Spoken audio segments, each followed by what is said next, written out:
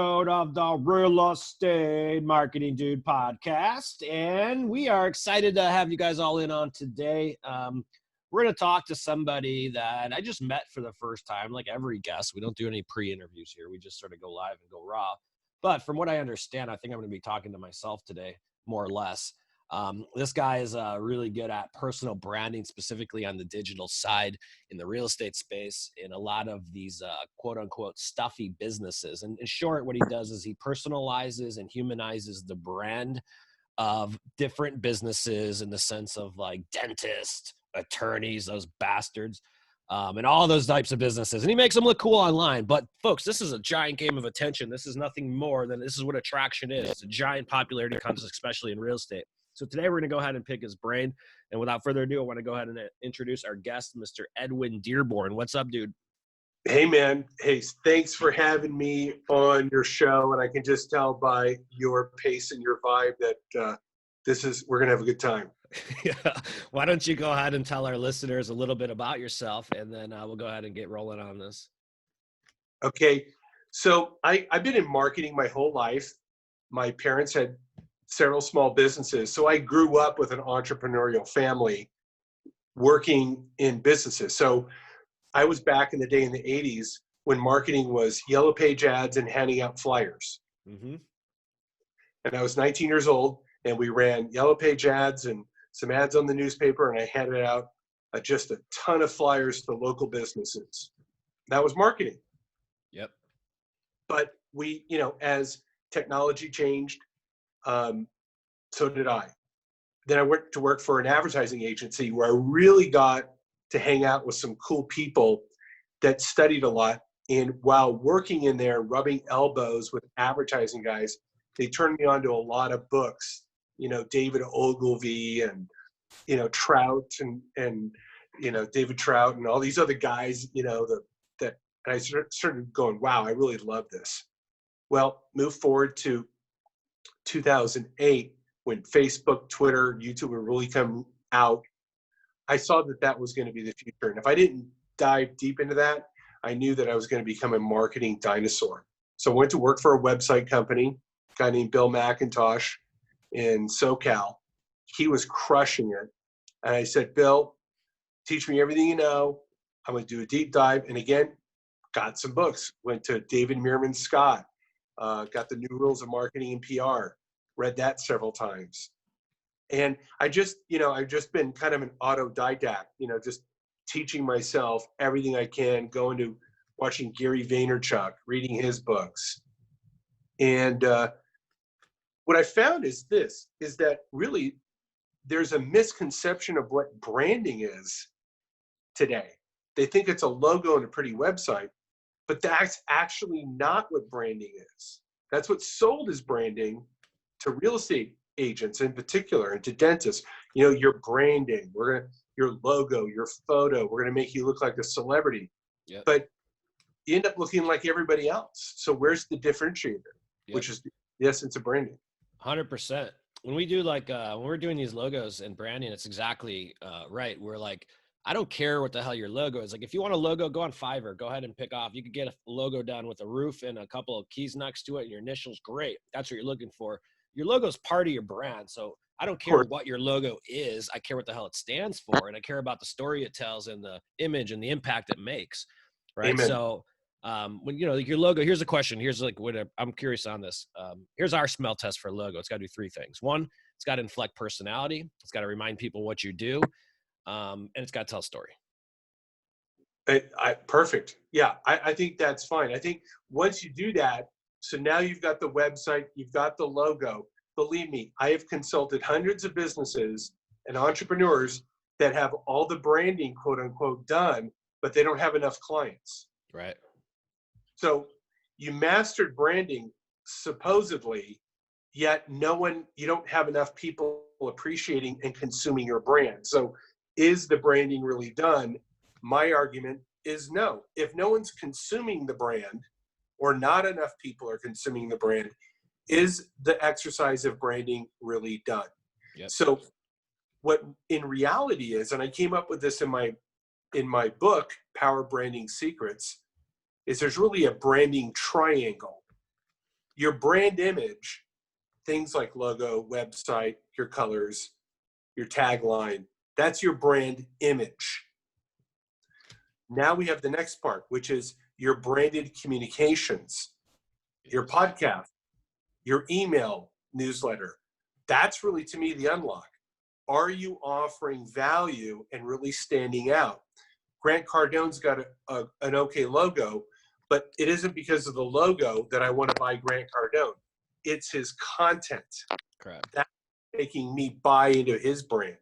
Is he's putting out tons of content. So that's the second leg of the branding triangle is, are you putting out branding content? Podcasts, YouTube shows, good emails, live events, webinars, all that stuff. Anything that is a communication medium. In fact, actually, that's where the audience is. 100%. They're not hanging on your website. Let me They're go hanging through out just so the agents here, and let me put this in context for you guys that are sitting on the Yeah. treadmill right now. Here's what we're saying is how do you communicate? So let me give you two tangible examples. I'll use mine as an example. So remember when I was selling real estate, you guys who've been listening to the show for a while, it was 3 years ago, but I was Chicago real estate dude. Now I'm real estate marketing dude. If I went into insurance sales, I'm the insurance dude. No matter what, I'm a dude, and that's how my process works. How I communicate is that of a dude. So what the hell are you is the question. If you're a mom, are you communicating as a parent? You know, don't be a real estate agent that happens to be a mom. Be a mom that happens to be a real estate agent, in that order. And there's a major difference with how you communicate. So like a mom who's doing a community series is probably talking about kid-friendly restaurants, breweries, beaches with changing stations, as opposed to come and check out the latest interest rate and market report. Like your kid has to interrupt you and then that'll work, but don't do it otherwise.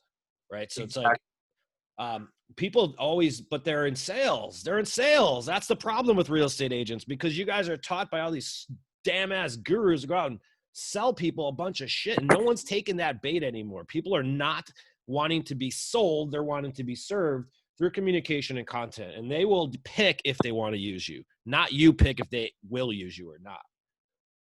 Amen. Spot on. The thing is, if you can really master the content game and offering value, you know, I think Gary Vaynerchuk said it best. Become the digital mayor. He was talking to realtors and brokers. He said, become the digital mayor of your community, meaning talk about the restaurants, talk about the schools, interview the local people, get people to love your area and go, man, not only do I want to move there, but I want to have her handle or him handle the move. 100%. To be so well networked in that they'll turn me on to everything that I need to know. Yep. What's number 3? How you serve people, the manner. Are you 100%. You know, are you good with people? Because see, here's the thing. If you've got good manners and good communication skills, bedside manner is what a doctor would call this, right? Mm-hmm. That's going to reflect on your brand. That's going to make you referable, and it'll show up in positive reviews on Yelp, positive reviews on Google. Yep. So let me experience. This is 100% hit on that. The consumer experience is what you're talking about. So like what kind of closing gift are you buying people? Let me give you guys a real tangible example on what not to do and then the difference between the two. We often think that as real estate agents or lenders that the more money we make, the bigger our closing gift should be. And that's not necessarily true. I used to buy people $400 attorney fees for all their transactions until the end of that tax year. I'm like, holy shit, I spent $28,000 on attorney fees for clients, thinking I was giving them $400 that they would be very grateful for. At the end of the day, not one of them remembered a damn thing I did. Instead, when I started buying them the dude bonsai tree that sat in their damn house for the next 4 fucking years, that they start as a natural billboard of my services, right? Always hitting them over the head, and every morning in the kitchen, they subliminally will think of me, of who got them that damn tree. But the point was they were more appreciative over the $50 tree than the $400 grant. And the point is that people don't remember what the hell you do. They remember how you did it, and they don't remember what you do in a transaction. And they don't remember what you do as for a living. They also remember how you do it. So how do you adapt a consumer experience into your process? This is what we call transactional marketing. This is your process. How does a dude sell real estate? How does a mom sell real estate? Better yet, how does a nerd tech agent that is a millennial sell real estate? Everyone has a process, and that's truly your brand. I believe that's everyone's USP, is the way you make people feel during the course of the transaction, because that's what the hell they remember. This is our process, folks. I love how you position that. I love that. I might have to start. I'm going to start explaining that, if that's okay with you, that way. And I reference you every time, because you're 100% right. Let me just repeat this again. This is really good. Image. What the image people perceive you as. That's part of your brand, right? It's the visual impact. Call that the brand identity. Brand identity, right? So that's one thing. You guys have a logo. If you're using your damn brokers, you're only building their brand and not your own. And if your broker is telling you to use your own damn logo, they're doing you a disservice. Number two, branding communication. This is the content you're creating, right? How you're creating it. What type of videos are you creating? You're doing a podcast. What does that look like? And then thirdly let me add one thing. Sure. Not only branded communication, but the level of distribution. Distribution is also key. Do you have 100 people in your email list, or do you have 20,000 people in your email list? So, when it comes to distribution of your content, size matters. Are you getting it out there? Whether it's through paid ad, email, that's got to be part of the branded communication strategy. And then the last part is how you, in real estate and lending in particular, it's your process. It's the customer service letter to the closing gift to the process in between. It's how you make people feel during the course of your service with them, because that's ultimately what they remember, guys. Yeah. And you know what? I remember reading an article a number of years ago, and this writer, I forget the name of the person, said there's an actual level above service, and it's called hospitality. And I tweaked on that real hard, going, wow, that's true. What makes the Wynn Hotel here in Las Vegas different than the Holiday Inn? Yeah. They both have beds. They both have rooms. One's $1,000 a night. One's $150 a night. Yep. The difference is when you go to the Wynn, not only is it a higher class facility, obviously, but there's a level of service called hospitality. And that's the 5th star in a 5-star hotel. You can't get that with just good towels. Yep. That 5th star comes about from a level of service that goes beyond, it's an X factor. Yep.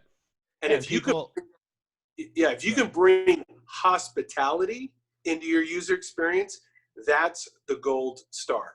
100%.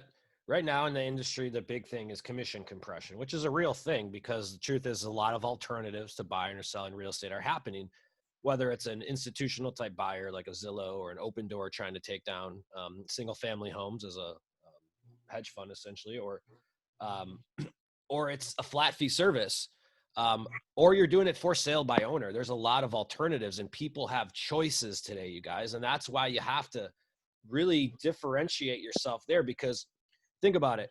If I'm on vacation, I'm not going to Days Inn because I'm looking for a certain experience, and the same thing. But if I'm just traveling and I'm just getting through the night, I'll stop in at a Holiday Inn for $59 all day because I just need to sleep. So people, the question everyone always has is like, can I charge 6%? You could charge whatever the hell you want. The question is that the public will determine if it's justified or not you. That's right.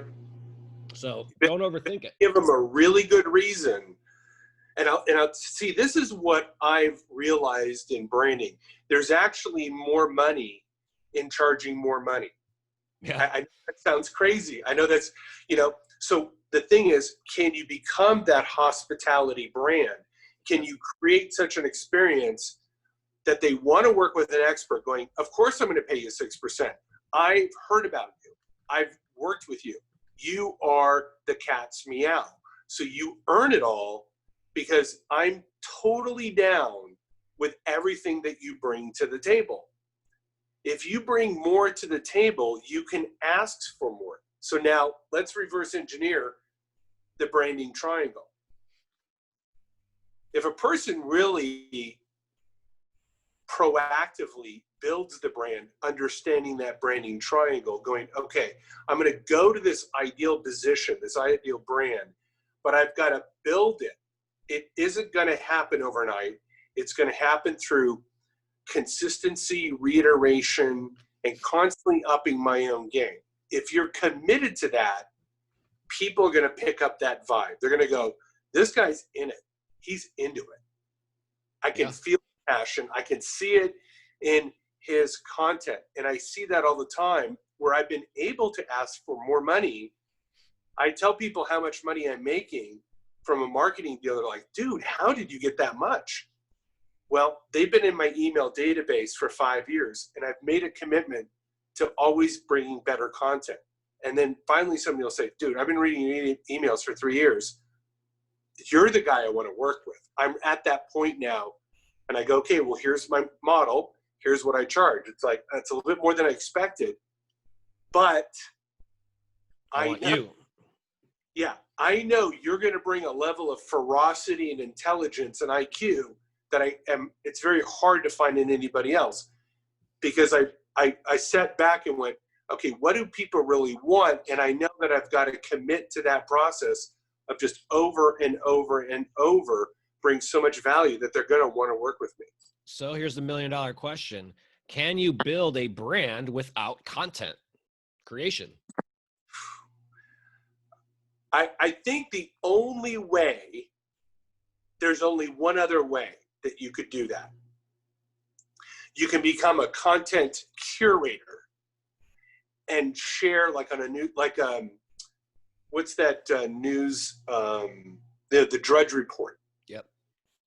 He gets what, 30, 50 million visitors a month.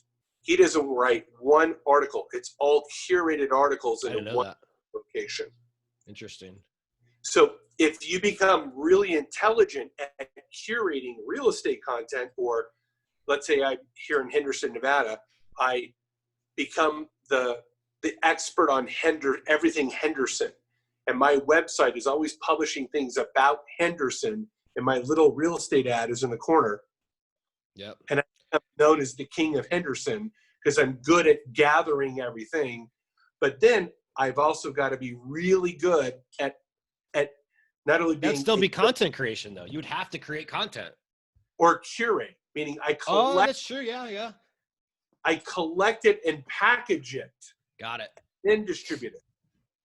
So Alex Rivlin, we're talking right to you, King of Henderson, Nevada. So if you don't do it, Alex, somebody else is. I promise you that. So quit delaying on your damn content creation. Get off your ass and start creating some content. But you're right. I mean, I don't think you could. That was I was curious on your opinion. I don't know.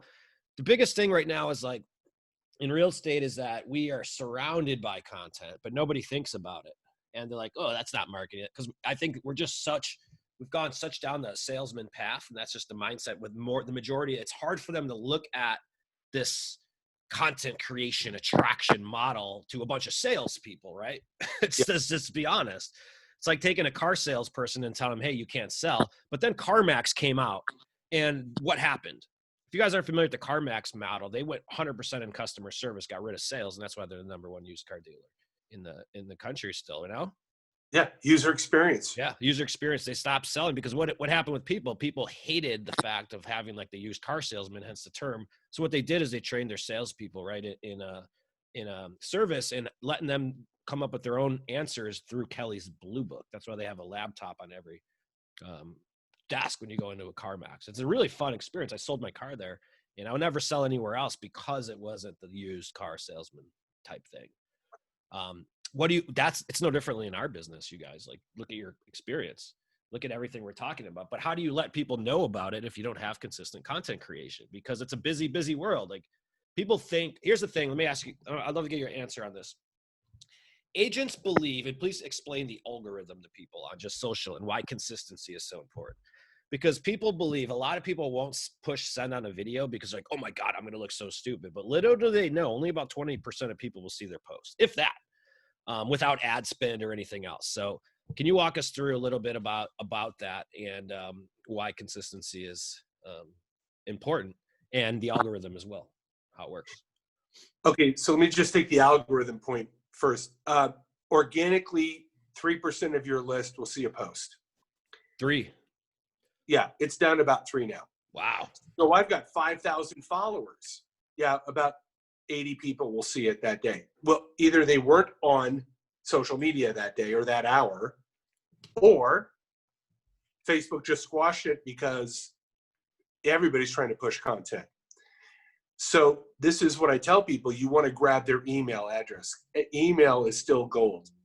I went to a TEDx conference with Grant Cardone. He had Ryan Deese there. And this is just a few months ago. Ryan Deese said, email is king. It's the first thing that people check in the morning. They check it 17 times a day, and you can't squash the list. Take everybody on your social channels and give them a reason to give your email up. That's how you build the brand with content. I'd rather have 5,000 emails than 50,000 followers on Twitter. Now, why is that? Because Twitter, I tweet something, what's the life of a tweet? 20 minutes at best? Maybe 1% of those people saw it. Where if I get a really good email database and I send it out and I get a 25 to 30% open rate, if it's really good and I've got an engaged audience that really loves me, I've reached more thousands of people. Correct. Okay. Yep. So now, and I'm telling you, I've gotten my best deals by using social. I use social as the hook and email as the line. Yep. I want to bring everybody into email. That I can control. That will not be squashed. So that's my 2 cents on that.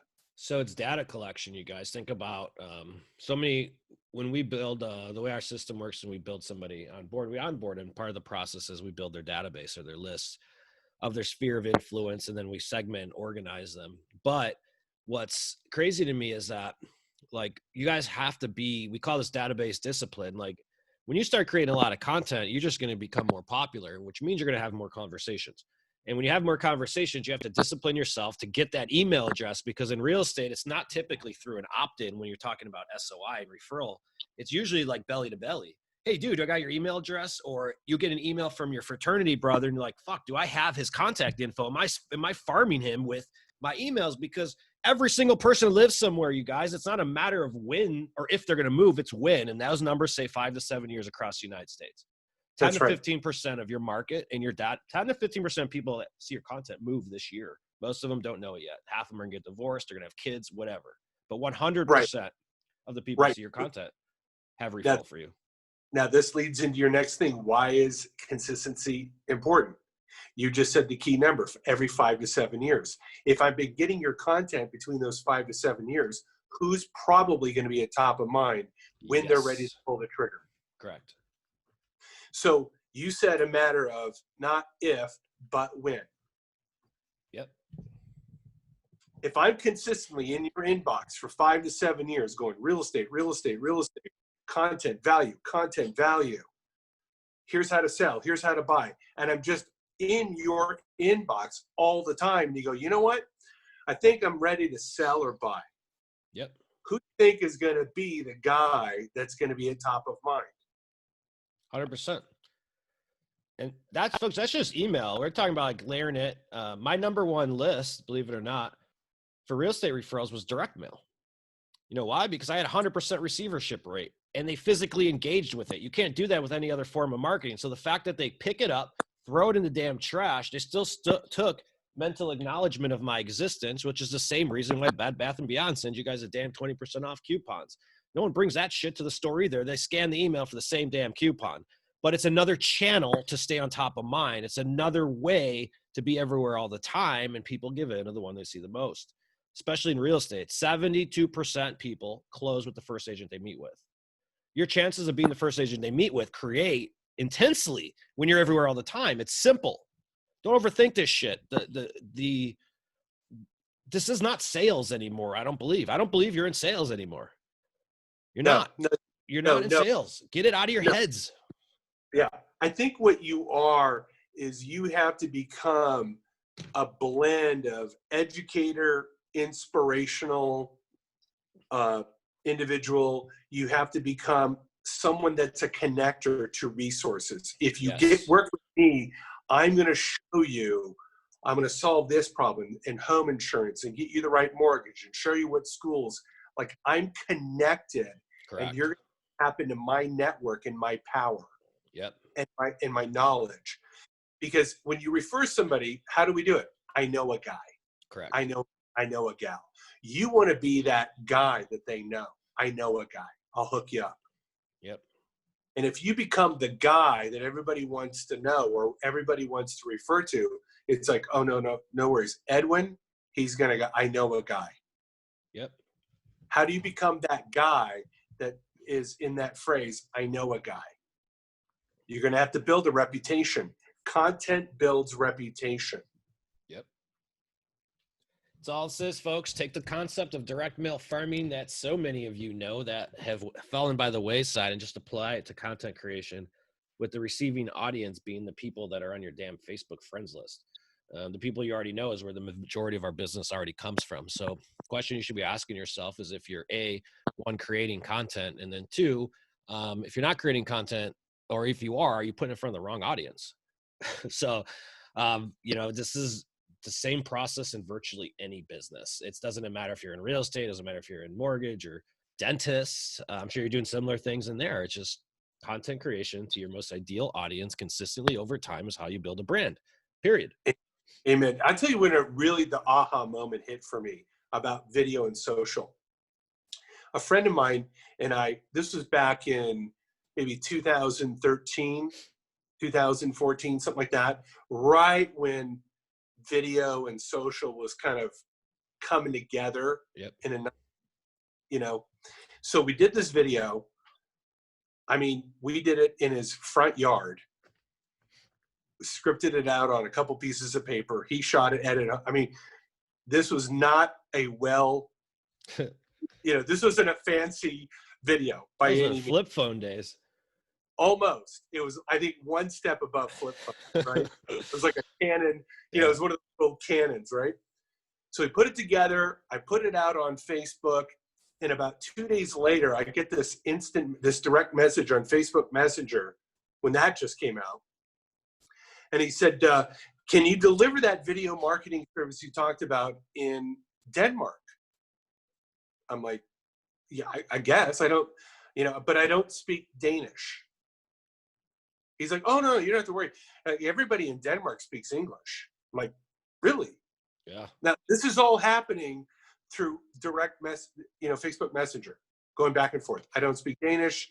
Don't worry, back and forth. So he finally goes, well, what would it cost? I'm like, well, if you want that many videos, it would be, and I quoted him something like $14,000 plus, on top of the $14,000, you're going to have to pay for my videographer and I, hotel, airline tickets, food, so it's going to be about 20 G's. He's like, great. Do you take a credit card? You're like, oh. I was like, yeah. You have to pay me 50% now, and then plus all my travel expenses, and the 50% when we're done at the job. He's like, great. Here's my credit card. All from a video. And it hit me, and I was like, yep. Oh my God, I am flying to Copenhagen to deliver marketing services from a 3-minute video that I just shared on Facebook. I was awesome. Like, this is the future. Yep. Awesome. That's great. Really good show, man. Do you have any closing thoughts that you want to leave with anybody here? And then also, please go ahead and tell people how to find you, how to get your book, get access. Go ahead and plug your website. Yeah. Just find me on LinkedIn. Just type in Edwin Dearborn. If you want my book, Power Branding Secrets, just go to Amazon or Kindle and, get the book, where I explain in more detail this thing called the branding triangle and how to create content. I really break it down for newbies, because that's really what I usually deal with. Here's my last thought. You're going to run into a lot of overwhelm when you start on this. And my thing is, just find the thing you can do and start doing it. People are, well, should I be on Twitter and should I be on Instagram? I said, can you do email? Yeah, I can do email. Good, then just do email. Get good at that. Watch YouTube videos about email. Master that one skill. Get white belt down before you try orange belt. Yep. But then when you get to orange belt, practice orange belt for a few months. Don't worry that you're not black belt or brown belt. Then work up to blue belt. If you look at it that, any black belt will tell you, man, it took me 7-8 years of just constant practice. But they have those belts for a reason, is just get that set of skills. Don't worry about the next belt. Master those skills. If you did that, if you mastered just a skill for 3 or 4 months, email, then you went on to the next one. 2 years from now, you would look like a marketing genius.